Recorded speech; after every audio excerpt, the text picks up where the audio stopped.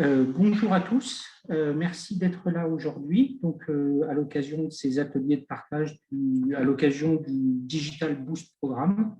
Et donc aujourd'hui, nous recevons Michel Julliot, qui va s'adresser à une audience de chefs d'entreprise et d'entrepreneurs africains. Ça tombe bien, Michel est depuis très longtemps, on taira le nombre d'années, un consultant qui accompagne entreprises et entrepreneurs sur différents continents. Michel a au préalable fait ses armes en tant qu'entrepreneur, en tant que chef d'entreprise, également dans différents continents.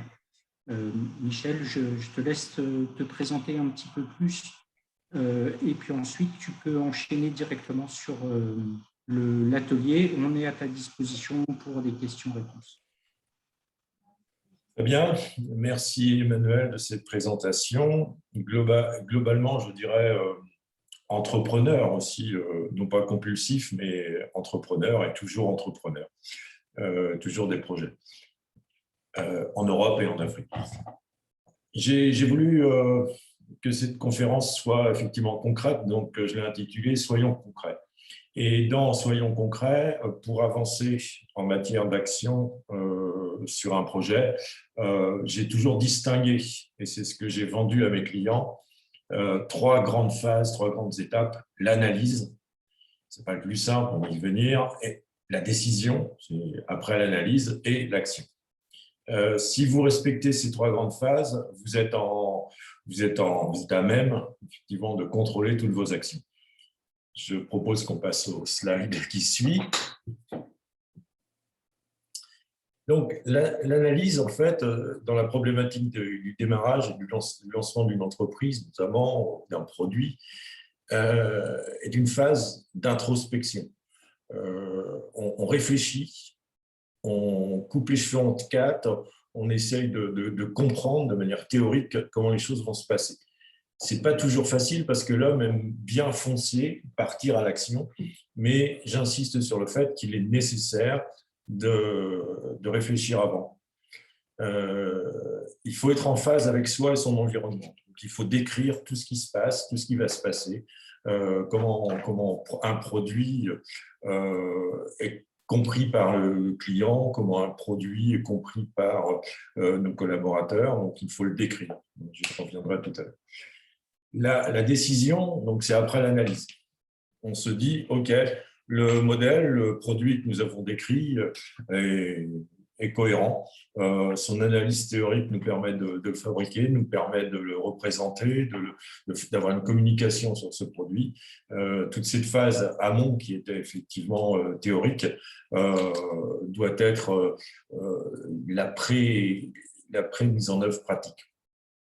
Donc, il faut aussi accepter des compromis. Il faut assumer ses décisions. C'est vrai que très souvent, on veut tout faire, mais il vaut mieux faire ce qui marche à court terme, même si on n'a pas la plus grosse marge. En tout cas, on fait tourner la machine. On passe après à la phase d'action. Ça, c'est ce qui plaît. En fait, là, on agit. On fonce, on a des hommes, on a de l'enthousiasme. Je le répète, souvent, on a tendance à agir avant de réfléchir. C'est une grosse erreur, à mon sens. Maintenant, certains vous diront qu'ils préfèrent foncer et ils réfléchiront après. Maintenant, je ne le pense pas comme ça. Cette phase, en fait, elle doit être le fruit raisonnable des deux précédentes étapes, donc de l'analyse et de la décision. Le slide suivant, si possible. Donc, comment on a ces phases d'analyse et avec quels outils? En fait, on parle de modélisation aujourd'hui. Je ne sais pas si vous êtes habitué à ces termes. On parle de mind mapping. Je vous pousserai effectivement à vous intéresser à ces formes de représentation qu'on appelle les représentations des connaissances. Décrivez un produit en coupant en morceaux son background en mettant en forme en fait tous les paramètres qui constituent le produit. C'est des choses qui permettront à chacun d'avoir une sémantique claire sur ce qu'est le produit, sur sa forme, sur ses avantages, sur les termes et les mots qu'il faudra communiquer au client. On partage ainsi en fait une connaissance qui est souvent pas si évidente que ça, parce que le boss souvent connaît les mots pour le dire, mais ses collaborateurs n'ont pas obligatoirement bien compris le sens de tout ça. Donc, important de faire des représentations de type mind map. Vous regarderez, je pourrais vous donner des adresses de logiciels bien utiles pour ça. C'est des représentations dites arborescentes. Un outil comme Trello que j'avais identifié est un outil aussi très intéressant en gestion de projet, donc vous permet de partager des informations avec tous. J'insisterai tout à l'heure sur cette idée de partage. C'est fondamental. Tout le monde ne comprend pas tout ce que vous croyez qu'il comprenne. Donc, il faut structurer de manière sémantique tout ce savoir. Donc, sémantique, j'insiste un peu sur le terme. Sémantique, en fait, c'est ce qui touche au sens des mots. Très souvent, je prends le mot marketing, quand j'entends les gens parler de marketing, ils savent pas ce que c'est que le marketing. Ils croient que le marketing, c'est la publicité. D'autres pensent que le marketing, c'est le produit. Enfin, il y a des mots qui ont un sens qui n'est pas obligatoirement bien perçu par tous. Donc, j'insiste sur la définition des mots, la définition des termes, que chacun comprenne de quoi on parle. Ensuite, dans la phase, donc après la phase d'analyse, on a une phase de décision. Michel, et on utilisera assez souvent des outils de type représentation matricielle. Je vous ai mis un lien qui m'a semblé assez intéressant, qui est un lien d'information sur ce que sont les matrices. C'est des outils qui sont utile pour représenter, suivant des axes en 2 dimensions, des produits. Donc, la plus connue, c'est la matrice attrait-atout ou la matrice BCG, connue en marketing. Je ne vais pas rentrer dans les détails techniques sur ces outils-là, mais allez sur le lien, j'ai trouvé que c'était assez pédagogique. Ensuite, le plus connu… Michel, si tu veux bien. Oui, je t'en prie. Est-ce que tu peux revenir un petit peu sur… qu'est-ce qu'il faut mind mapper, qu'est-ce qu'il faut représenter matriciellement? Tu peux, c'est un petit peu flou pour moi. Oui, alors effectivement, c'est ça, c'est la conception du produit. Alors, la modélisation cognitive, c'est ce qui décrit ce que l'on veut faire, ce que l'on va faire, ce qu'un produit est. Si je prends la description d'une pizza, c'est un truc bête. Une pizza, c'est quoi? Une pizza, c'est des couleurs, des images, c'est une taille, c'est une épaisseur, c'est une souplesse, c'est du gruyère quand je coupe une tranche qui va rester accrochée, c'est un certain nombre d'éléments qui sont des éléments descriptifs du produit. Alors que si vous voulez dire je vends une pizza, vous n'aurez pas d'éléments descriptifs différents de celui qui va vendre une pizza qui justement a du sens, a de l'odeur, a un certain nombre de paramètres. C'est tous les paramètres qui constituent un produit et c'est les paramètres qui nous permettent effectivement de vendre mieux le produit. Si je prends une voiture, c'est pareil, une voiture, c'est quoi? C'est sa couleur qui est importante, c'est son confort, c'est la sonorité quand je ferme la porte. Donc, c'est tous ces paramètres-là qu'on doit effectivement décrire le plus précisément possible pour que les collaborateurs puissent comprendre de quoi on parle. Donc là, tu nous donnes une méthode pour concevoir une offre pour une entreprise de façon structurée. Oui, alors c'est la représentation des connaissances est un usage multiple. On peut représenter tout type de connaissances. Donne-moi n'importe quel exemple, je vais te représenter la connaissance liée à cet exemple. Et donc, en fait, c'est les associations sémantiques existantes entre différents paramètres d'un même ensemble. Je reprends mon exemple de pizza. Une pizza, ça ne se décrit pas uniquement avec une taille et une odeur. Si tu prends tout ce qui décrit une pizza, tu vas effectivement avoir une vingtaine, une trentaine de paramètres. Tu es d'accord, Emmanuel? Oui. Donc, en fait, c'est cette description-là et qui va être décrite de manière sémantique et sur lequel on va effectivement avoir des arguments qualitatifs.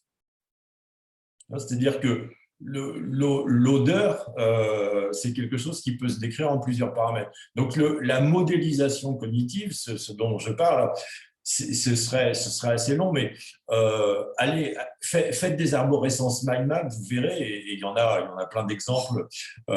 Si vous faites un coup de Google, vous allez voir effectivement énormément de représentations de mind map. Appliquez-les à votre propre problématique. Donc, ça représente tout. Je réponds à la question? Oui, oui. Ah.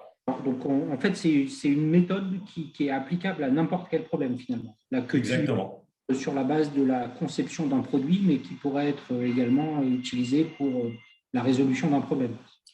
Qui peut être utilisé pour la résolution d'un problème, la conception d'un produit, une réflexion de collaboration d'informations entre des managers, des collaborateurs, etc. Si je veux expliquer quelque chose, la meilleure forme, c'est la représentation sous une forme arborescente. Donc, je vous engage à creuser ce sujet-là. C'est un très, très bon moyen synthétique. Bon, j'ai voulu être rapide. Hein. C'est un très bon moyen synthétique pour expliquer à tous de quoi on parle. J'aurais pu mettre… Cette interruption, si tu veux, ce sujet-là, ça nécessiterait presque, je dirais, une heure de présentation. C'est une représentation de l'univers. Je prends l'univers d'un produit, on représente ça sous forme d'informations sémantiques précises avec des mots qui décrivent les ensembles et les sous-ensembles. Ouais, on pourra y revenir. Hein. Donc, j'ai noté, hein, vous cherchez mind map, hein, vous allez trouver un certain nombre d'informations, représentation arborescente. Je vous conseille aussi un outil qui est un outil qui permet de structurer la connaissance, de transmettre la connaissance pour le partager à tous, qui s'appelle Trello. Très facile d'usage, qui fait en fait des cartes d'informations par domaine. J'ai un écran noir.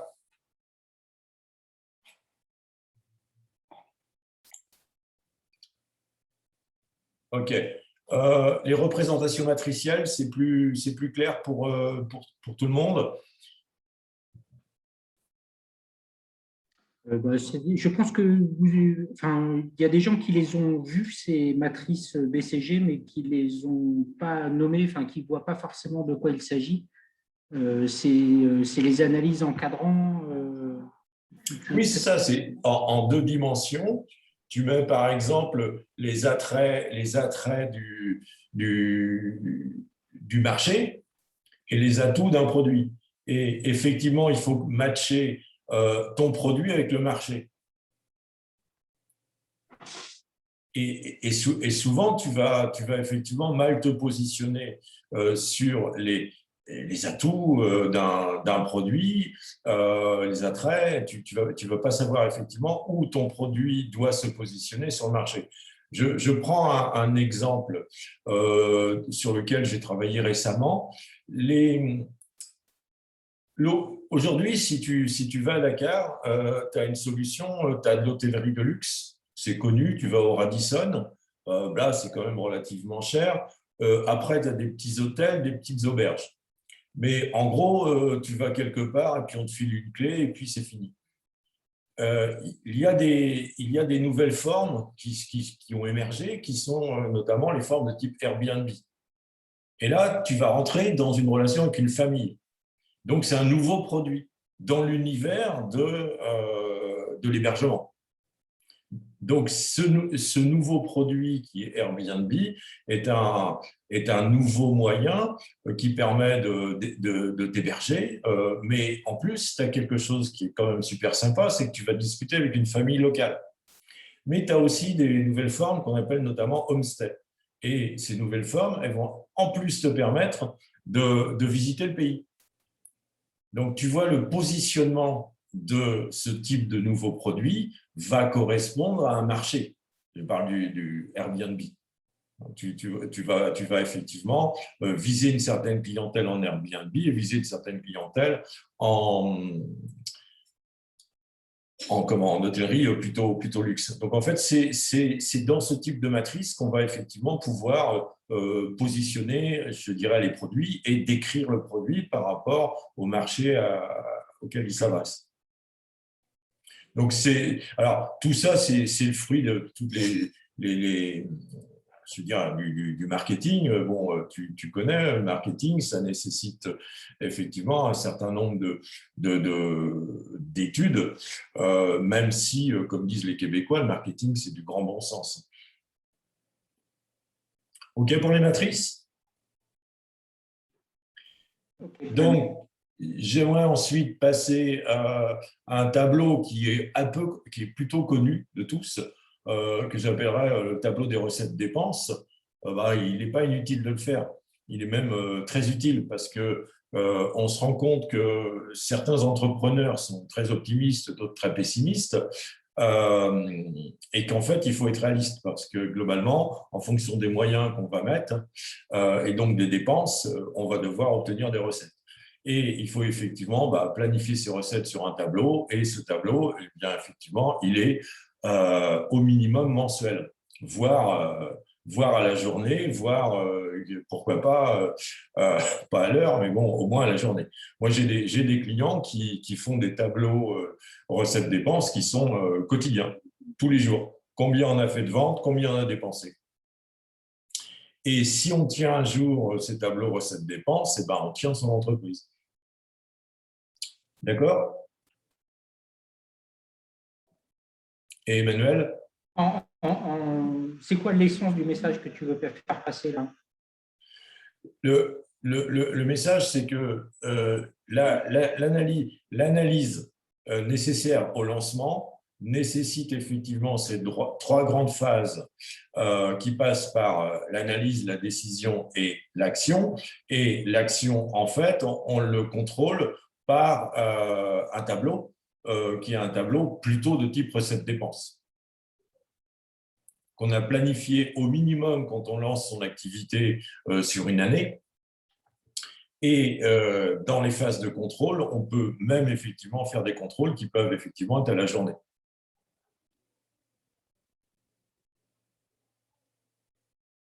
D'accord. Je ne veux pas faire passer le message, je veux juste dire que c'est l'outil approprié pour piloter son entreprise. Et il est simple. Alors, bon, j'imagine que tous les entrepreneurs qui nous écoutent font ces tableaux.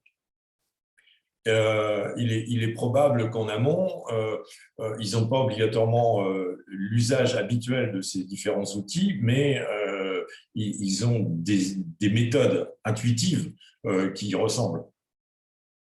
Certains diront, moi je sais où se positionne mon produit, je sais où est mon marché, c'est là que je vise.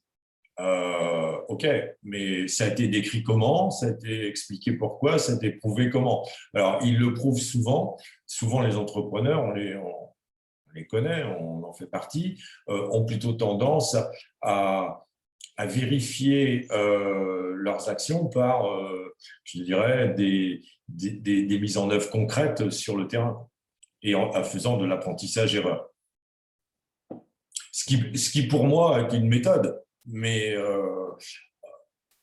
pour aller plus loin, plus vite, plus haut, ça vaut vraiment le coup de faire effectivement toutes ces modélisations, ces analyses qui vont pouvoir aussi être transmises aux collaborateurs.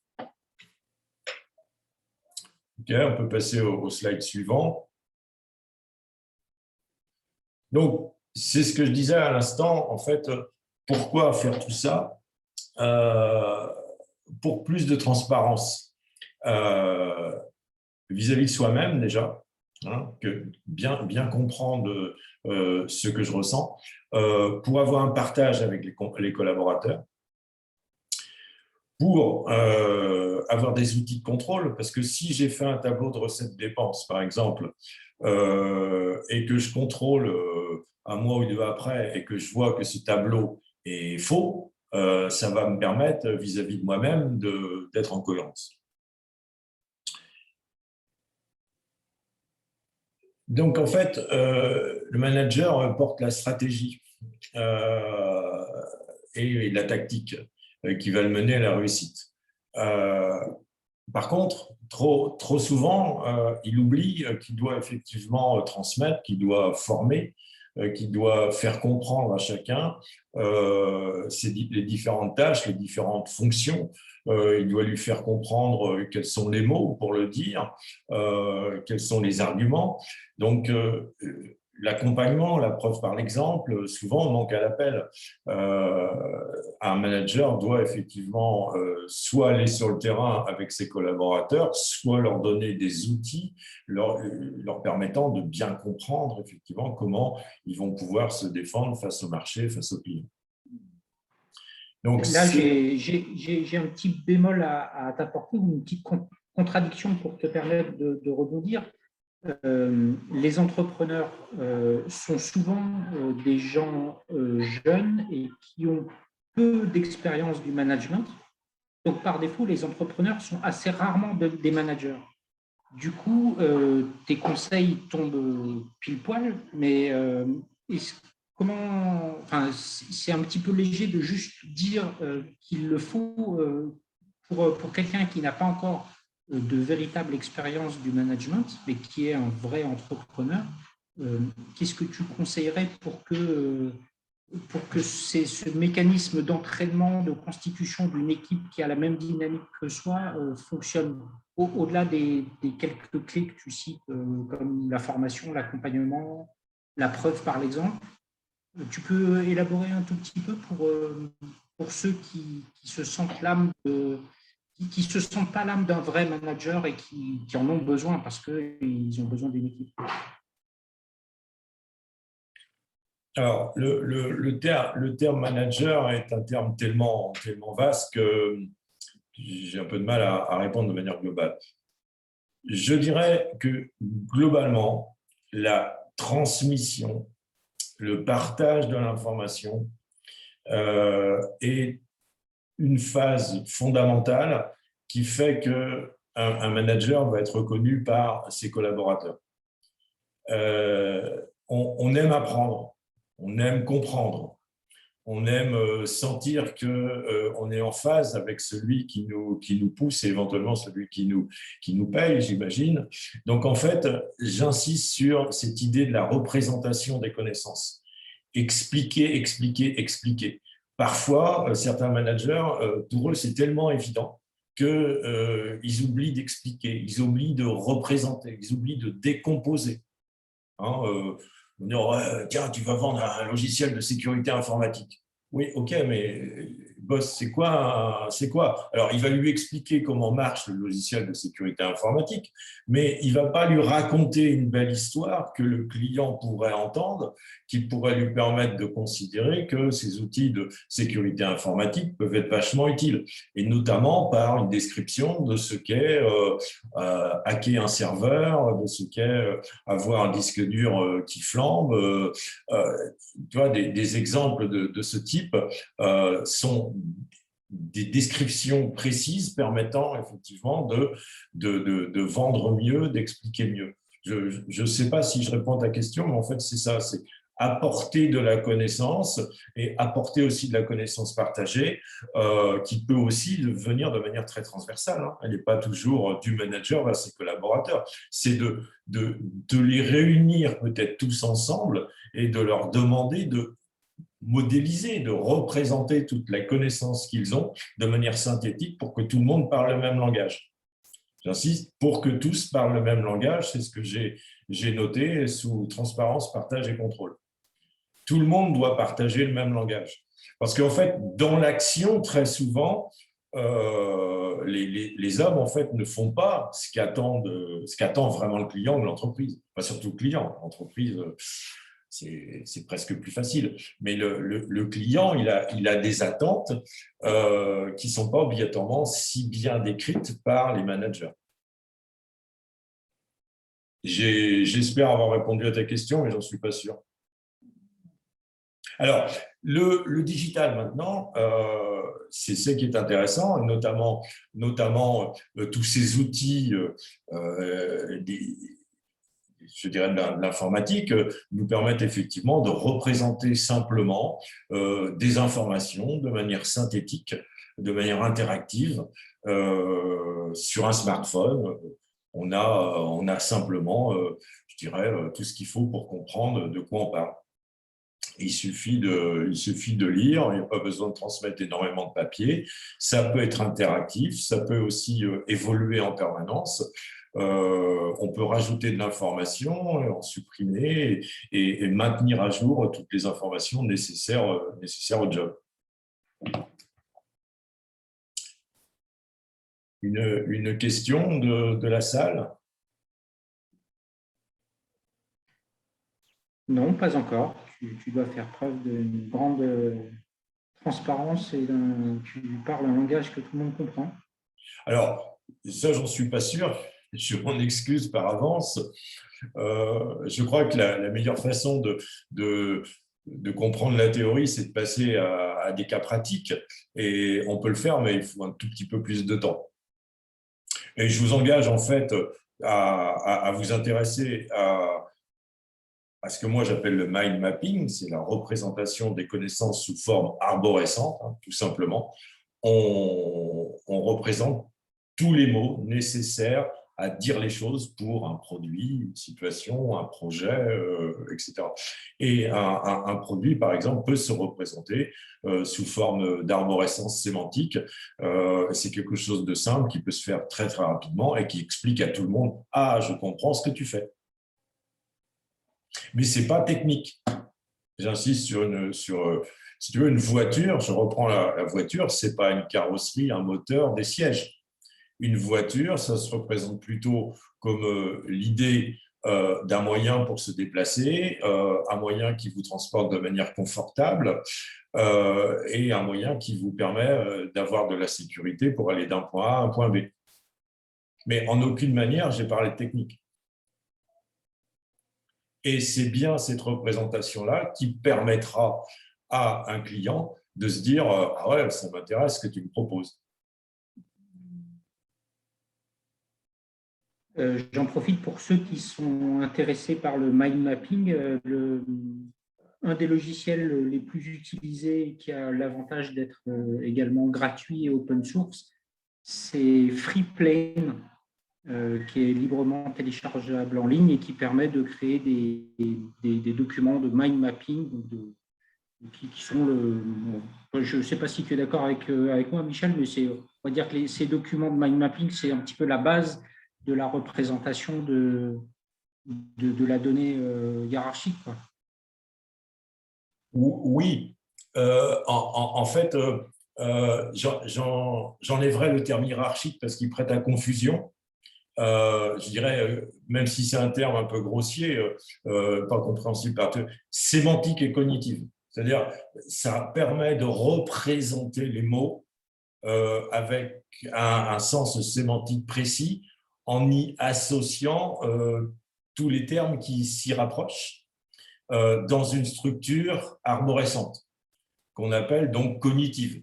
En fait, ce qu'il faut savoir, c'est que nos cerveaux, ils fonctionnent comme ça. Quand on pense à quelque chose, il y a un certain nombre d'éléments de type fonctionnel qui nous permettent de comprendre cette chose. Quand tu penses à une voiture, je reprends cet exemple de la voiture, tu ne la penses pas de manière technologique, tu ne penses pas moteur, tu ne penses pas carrosserie, tu ne penses pas roue, tu penses moyen pour se déplacer, moyen qui me permet de me déplacer en sécurité, moyen qui me permet de me déplacer avec du confort, moyen qui me permet de me montrer aux autres sous mon meilleur regard. C'est comme un vêtement, en fait. Hein. Ce n'est pas spécialement fait pour te protéger du froid, c'est aussi fait pour apporter une fonction qui est une fonction, je dirais, sociale. Donc, c'est cette partie-là qu'il faut effectivement développer. J'ai une question dans le public au sujet du mind mapping. C'est Kim qui demande si on peut utiliser le mind mapping sur tout. Alors, c'est une bonne question. Oui. Oui, puisque c'est une forme de représentation du langage. Tu représentes effectivement ta manière de voir les choses pour un objet, pour un projet, pour un besoin, pour un certain nombre de choses qui vont effectivement devoir être transmises. Si tu décris ta maison idéale, tu ne vas pas me décrire le nombre de chambres que tu veux. Ah, est-ce que tout le monde a entendu parler d'analyse de la valeur? Oui, Emmanuel? C'est possible que certains aient entendu ce nom, mais n'aient pas forcément les idées très claires. En fait, l'analyse de la valeur décrit le sens fonctionnel, on va dire des objets par exemple, et ne décrit pas la forme technologique. Je reprends l'exemple de la voiture. La fonction d'une voiture, c'est un outil de déplacement, ce n'est pas une carrosserie avec 4 roues.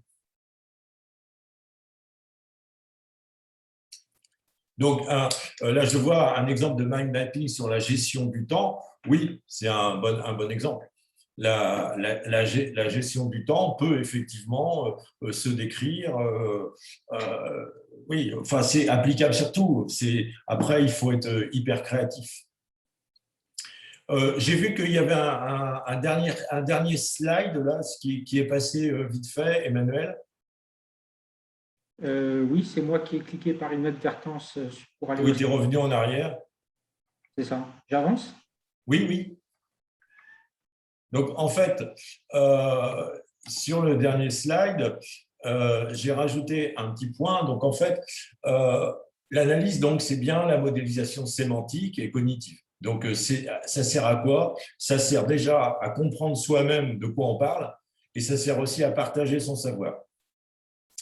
Dans l'analyse, la planification du projet, notamment avec des outils comme Trello, que je crois beaucoup connaissent, c'est très intéressant parce que ça fait des cartes de connaissances qui peuvent être effectivement partageables.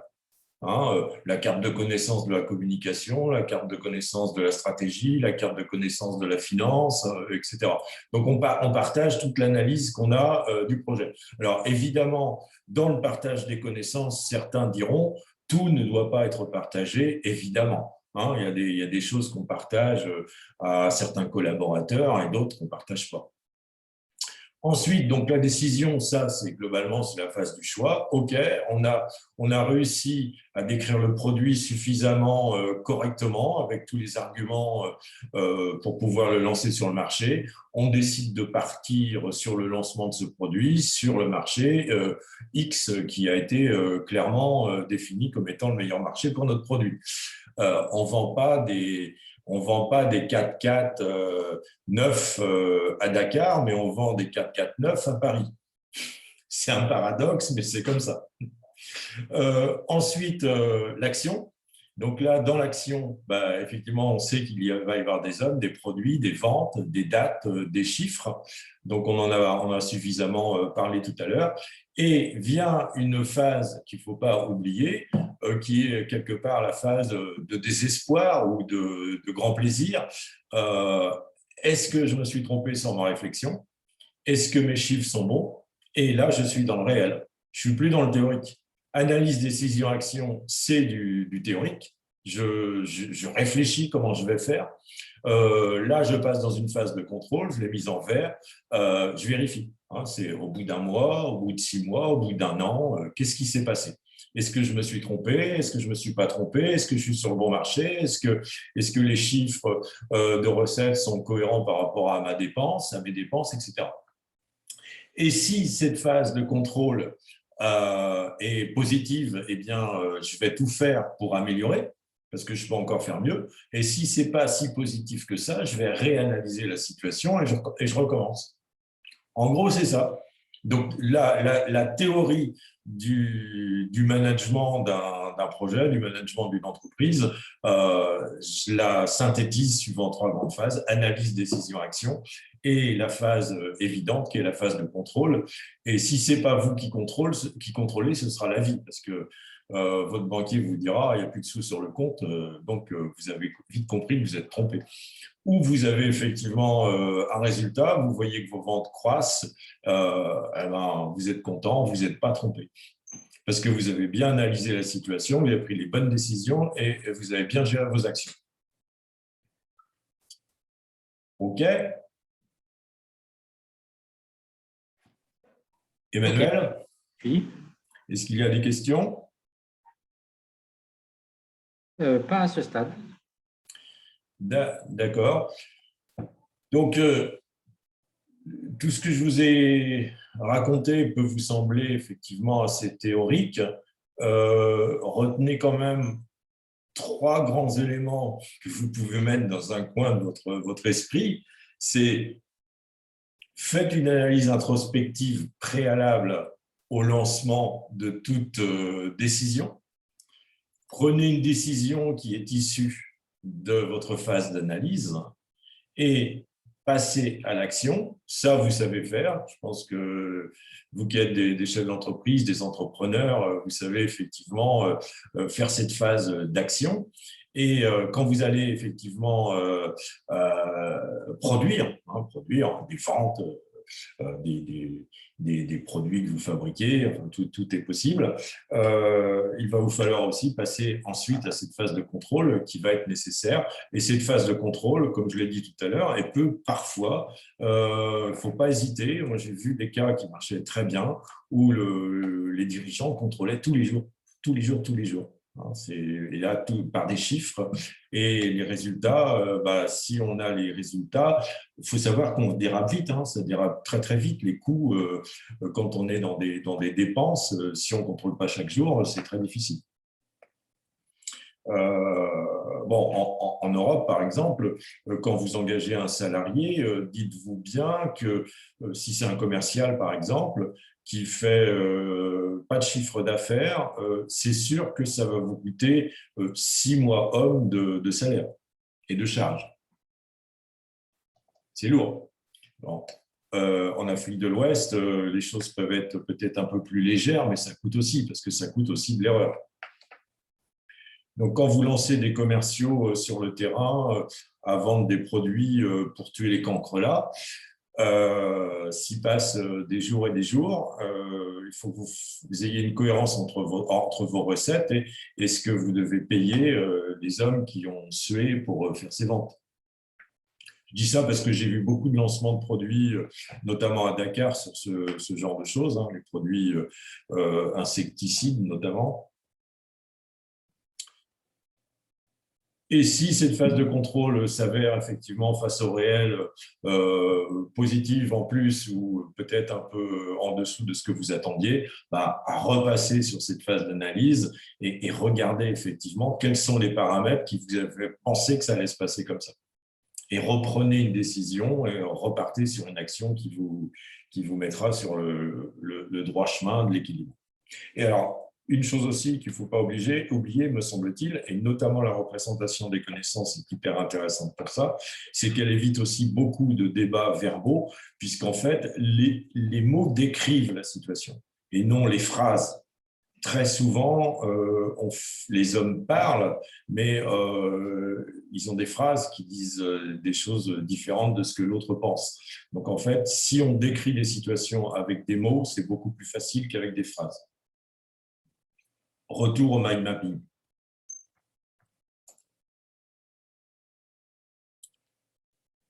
Je crois que le slide suivant est un slide de conclusion, si mes souvenirs sont bons. Donc, l'impact de tout ça, effectivement, je pense que c'est votre compteur à tous, chef d'entreprise, c'est votre chiffre d'affaires. Votre chiffre d'affaires, c'est quand même le meilleur des compteurs. Si ce chiffre d'affaires est juste à l'équilibre entre votre chiffre d'affaires et vos dépenses, vous en sortirez toujours. Comme de toute façon, vous êtes dans un flux gagnant, le chiffre d'affaires sauve toujours. Il n'y a pas de problème. C'est ce qu'on appelle la fuite en avant. Donc, battez-vous pour votre chiffre d'affaires, faites des ventes. Et recalé, vous avez quand même malgré tout 1 mois ou 2 d'avance. Très souvent, si vos clients vous payent, vous allez vous arranger pour payer vos charges au moins 1 mois ou 2 après, si c'est possible. Enfin, selon les contextes, hein, l'Afrique de l'Ouest aime beaucoup le paiement comptant. En Europe, c'est un petit peu différent puisque le chiffre d'affaires en fait est encaissé 1 mois à 2 mois avant de payer les charges. Ça, Emmanuel, c'est quand même un des paramètres qui, à mon avis, est d'une grande différence aussi bien entre l'Europe et l'Afrique. Alors, les États-Unis sont aussi dans des logiques un peu proches de l'Afrique où chiffre d'affaires et dépenses, c'est très corrélé. N'oublions pas aussi que tout ce que je vous ai dit, c'est de la théorie. Ce qui compte, c'est quand même l'action, l'intuition, le bon sens, hein, je l'ai dit tout à l'heure, votre énergie, votre enthousiasme, votre sens de la navigation, c'est vraiment ce qui compte. C'est vraiment ce qui compte, mais n'oubliez pas que très souvent, et grâce aux nouvelles technologies, des outils peuvent vous permettre d'être encore plus fort. Et j'ai essayé de vous en donner 2, 3 dans cette petite heure. Voilà, j'aurais aimé avoir plus de questions, ça aurait été plus facile d'être en interactif, mais je vois les questions. Moi, j'en ai une qui m'est arrivée dans l'oreillette. C'est Babacar qui me dit qu'il est dans l'agro-industrie et qu'il commercialise des produits frais. Il aurait aimé un exemple d'analyse dans son domaine. Est-ce que tu serais capable de faire un petit exercice ou peut-être de lui de préparer l'analyse ou de lui donner quelques… Oui, bien sûr. Donc, les produits frais, en fait, ce que vend Babacar, il ne vend pas des produits, il vend du frais. Alors, je crois que c'est quelqu'un qui n'est pas à Dakar, je crois qu'il est au Togo. Togo, oui, non, il s'appelle Babacar, c'est ça? Oui. D'accord. Donc, Babacar au Togo, il vend des produits frais. Donc, la question qui se pose, c'est qu'est-ce qu'attendent ses clients? Ses clients, il peut-être se rendre compte d'une chose, c'est qu'ils attendent des produits frais. Donc, il faut qu'il prouve à ses clients que ces produits sont frais. Donc, quand il me dit frais à moi, qui ne suis pas un spécialiste, frais, ça veut dire qu'ils ne sont pas très chauds ou ça veut dire qu'ils sont fraîchement cueillis. Donc ça, c'est déjà un exemple. Moi, je ne comprends pas quand on me dit des produits frais. Donc, il dit, non, Michel, Babacar me dit, Michel, ce n'est pas des produits frais qui sont réfrigérés, c'est des produits qui sont fraîchement cueillis, qui sont du style des mangues fraîches, je les coupe de l'arbre et puis je les livre tout de suite. Donc, ils sont très frais. Ou alors, c'est des produits qui sont d'une grande fraîcheur de température. Donc, tu vois que si je deviens un collaborateur de Babacar, il va falloir qu'il m'explique ce que veut dire frais. C'est un exemple, ça peut vous sembler d'une évidence simple, mais globalement, ils vendent des produits frais, c'est quoi? On ne sait pas. Donc après, maintenant, réfléchissons à une chose, ils vendent des produits frais. Donc il a des clients qui achètent ces produits frais, mais en fait, qu'est-ce qu'ils attendent, ces clients? Ils attendent quoi? Ils attendent qu'ils lui garantissent que le produit qu'on va livrer est frais. Ou est-ce qu'ils attendent des produits qui sont à une température de 10 degrés alors que l'air extérieur est à 30? Donc, c'est pour ça qu'il faut effectivement rendre transparent la communication associée à c'est aussi ces outils qui vont permettre de mieux communiquer. Donc, les produits frais, c'est quoi? Alors, peut-être aussi que Babacar, il fait quelque chose qui est hyper favorable à l'écologie dont on parle aujourd'hui. Il est capable de livrer des produits frais avec des producteurs locaux qui sont dans l'écosystème économique de proximité des clients. Plutôt que Je ne sais d'acheter pas des si c'est produits… le cas de Babacar, mais je sais que dans l'auditoire, on a des gens dont c'est le cas. Donc, tu peux D'accord. élaborer. Voilà. Donc, en fait, ce qui est important, c'est de décrire tous les arguments qui font et qui prouvent que lui, il fait des produits frais. Et ce n'est pas que le frais qui compte. C'est aussi qu'il fait peut-être fonctionner une économie locale qui va effectivement, grâce à la logistique qu'il met en place, vivre mieux parce qu'il y a un système de distribution qui fonctionne de manière plus efficace. Donc, Babacar, il est efficace, pas parce qu'il vend des produits frais, il est efficace parce qu'il a mis en place des systèmes logistiques performants qui font qu'il vend bien ses produits frais. Mais donc, quand on réfléchit bien, ce n'est pas des produits frais qu'il vend, il vend de la logistique entre un producteur et un consommateur. Et on va se rendre compte qu'effectivement, c'est la description de la partie logistique qui va être le sujet vachement intéressant. Est-ce que je convainc un petit peu avec… Je veux dire, là, je suis en live, hein, je n'ai pas obligatoirement tous les éléments. Comment on va savoir ça? Tout simplement, effectivement, en allant demander à Madame Fatima, qui est une cliente, qu'est-ce qu'elle attend de Babacar? Elle va dire, moi, j'attends que les produits soient effectivement fraîchement cueillis ou fraîchement ramassés, et qu'il y ait moins d'1 heure entre l'arbre et ma table de cuisine. Donc, en fait, Babacar, il ne vend pas des produits frais, il est un super logisticien. Donc, c'est la logistique qu'il va falloir excessivement définir et dans lequel, effectivement, on va probablement impliquer le fournisseur. Et lui, le fournisseur, on va aussi devoir le décrire. Le fournisseur du fameux produit, du produit frais.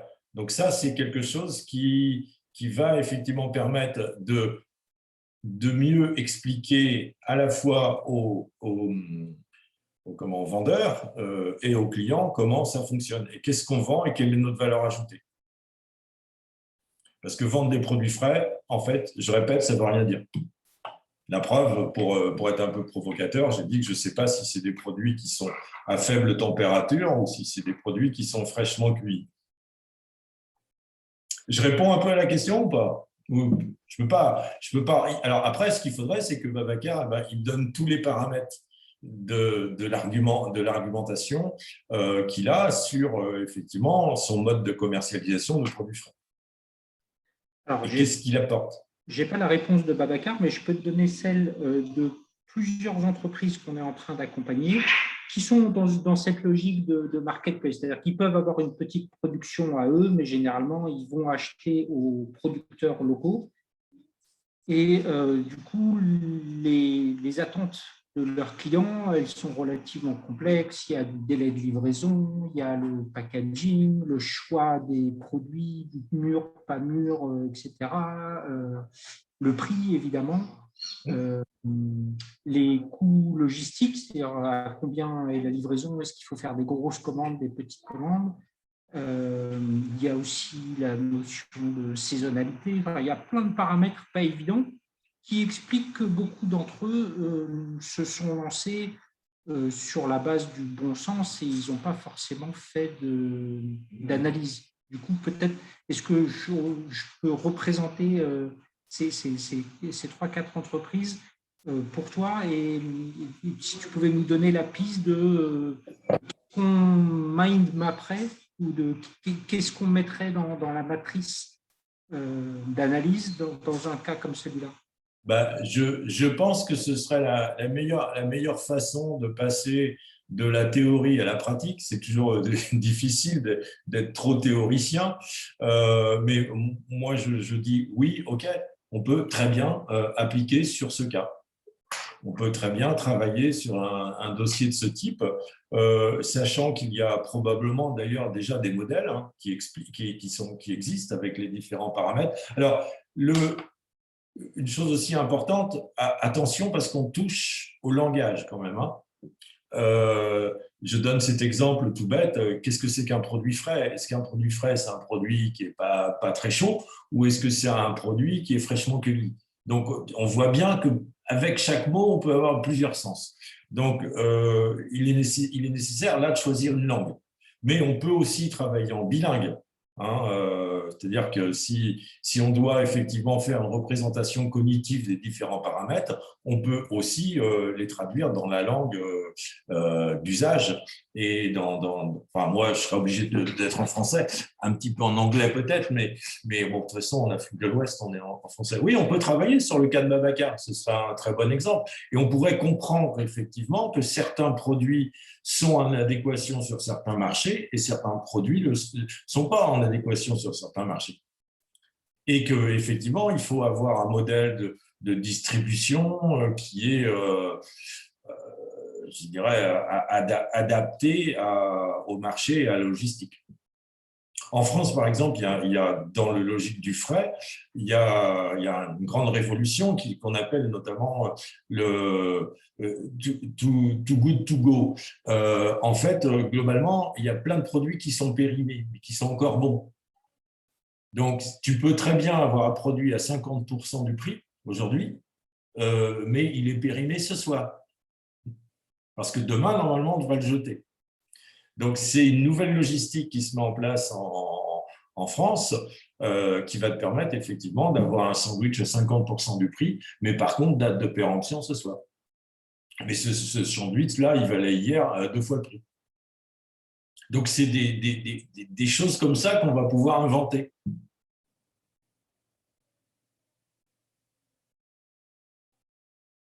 Je sens planer un ange. Non, c'est que j'ai du mal à trouver le bouton de réactivation du son. Très bien. Écoute, je pense que c'est une bonne réponse. Après, c'est vrai qu'il faudrait rentrer dans les cas particuliers et là, c'est une séance de travail. Ce n'est pas un atelier de partage qu'il faudrait, c'est une demi-journée de travail en tête-à-tête et c'est autre chose. Je précise à tous que tes coordonnées sont… Enfin, tu es joignable sur LinkedIn pour ceux qui le souhaitent. Et donc, s'il y en a qui veulent des conseils particuliers, qu'ils n'hésitent pas à m'envoyer un message ou à t'envoyer un message. On essaiera de leur répondre. Avec plaisir. Si on peut faire avancer le 21e siècle, c'est bien. Très bien. Je n'ai pas d'autres questions pour l'instant, donc je te propose de mettre fin à cet atelier. Est-ce que je peux te laisser le mot de la fin? Oui, j'ai un défaut, c'est celui de répéter, mais c'est parce que j'y crois, parce que je suis sûr qu'il faut que ça rentre dans les esprits. Donc, je répète, effectivement, merci de mettre ce slide. N'hésitez pas à faire une analyse en amont de tout ce que vous faites, en amont de toutes vos actions. Réfléchissez. Les nuits aussi, des fois, nous apportent des révélations. C'est pas idiot. Donc, servez-vous aussi du travail de votre cerveau la nuit. Donc, ces modélisations, ces analyses, c'est quelque chose de totalement théorique. C'est de la pure pensée. Ensuite, quand vous avez pris une décision, assumez-la. Vous partez, vous êtes sûr que c'est la bonne, allez-y. Les actions, c'est plus facile. Tout le monde sait à peu près comment ça fonctionne. Et puis après, contrôler, je n'ai pas besoin de le dire, c'est clair, c'est le réel qui vous oblige à contrôler. Voilà, donc retenez analyse, décision, action. Et derrière, il y a des outils pour ça. J'ai eu le mot de la fin, sinon je vais répéter. Merci beaucoup, Michel. Ok, Emmanuel, merci de l'accueil et puis à bientôt. Ça marche. Merci à toi. Merci pour ta générosité et le temps que tu as bien voulu nous accorder. Merci à tous les participants qui ont pu être présents et qui ont écouté. Et à très vite en ligne. À bientôt.